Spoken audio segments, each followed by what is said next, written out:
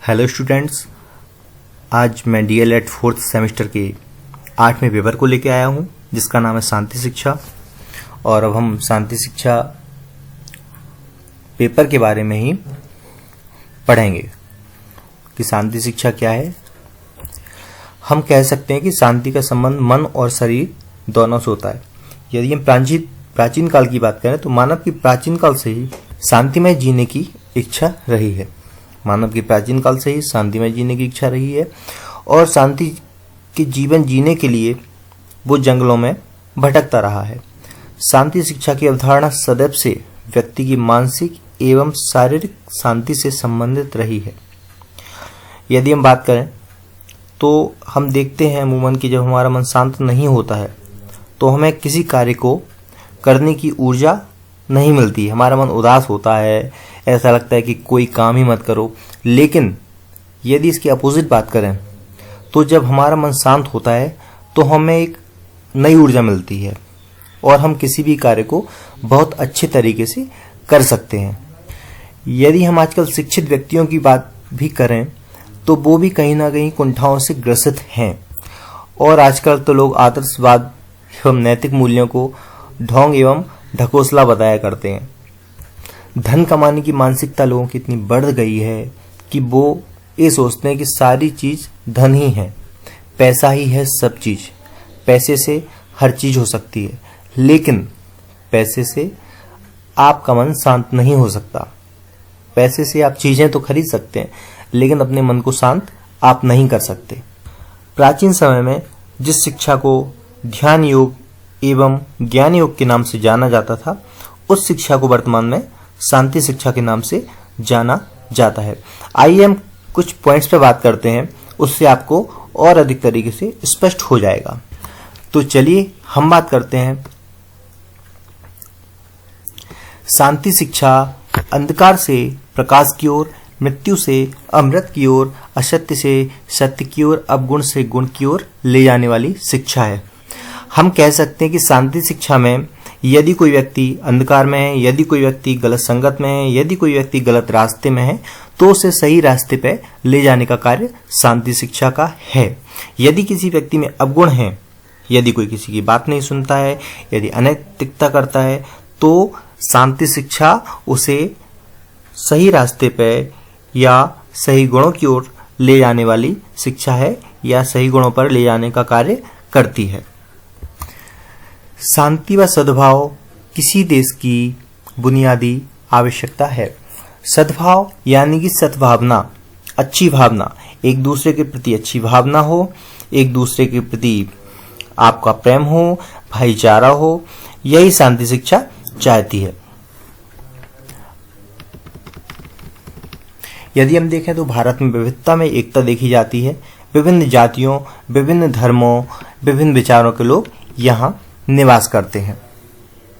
यदि इन सब में यदि हम परिवार की बात करें, यदि हम समाज की बात करें, यदि हम एक राज्य की बात करें, यदि हम एक राष्ट्र की बात करें, यदि इन सभी में एक दूसरे के धर्म के प्रति, एक दूसरे की जाति के प्रति, एक दूसरे के प्रति यदि आदर भाव नहीं है, यदि उनके विचार एक दूसरे से मेल नहीं खाते तो फिर वहां पर शांति स्थापना करना बहुत ही कठिन कार्य है। चूंकि भारत में विविधता में एकता देखी जाती है, यहाँ सभी धर्म के लोग बहुत ही अच्छे से रहते हैं। यदि बात आ जाए अपने देश पे संकट की तो सभी एक साथ खड़े हो जाते हैं, चाहे वो किसी भी जाति हो, किसी भी धर्म के लोग हों। जैसा कि अभी देखा है हमने रिसेंटली, आप समझ सकते हैं। किसी भी देश के नागरिक खुद को तभी तक सुरक्षित महसूस कर सकते हैं जब माहौल को शांतिपूर्ण बनाया जाए। यदि किसी देश में शांति का माहौल नहीं है, अशांति है, तो वहां के लोग अपने आप को भी असुरक्षित महसूस करते हैं।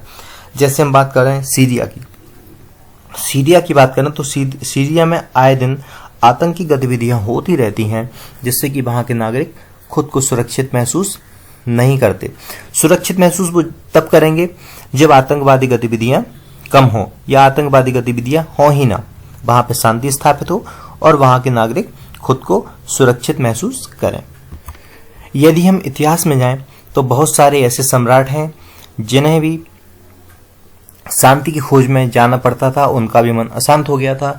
यदि हम बात करें अपने महान सम्राट अशोक के बारे में, जिनके साथ क्या हुआ था, अशोक ने भी कलिंग विजय के बाद शांति की खोज में बौद्ध धर्म अपनाया था। जब इन्होंने कलिंग युद्ध किया तो वहां पे इतनी हत्याएं हुई, इतना खून देखा तो इनका हृदय परिवर्तित हो गया और इस शांति की खोज में निकल गए। उसके बाद इन्होंने बौद्ध धर्म को अपना लिया। यदि भारतीय धर्म ग्रंथों, संपूर्ण विश्व, चराचर दोनों में शांति कायम करने की अनेक चर्चाएं मिलती हैं। भारतीय धर्म ग्रंथ की बात करें तो प्राचीन काल में भी बहुत से ऐसे ग्रंथ लिखे गए जिनमें शांति स्थापित करने की ही बात की गई है।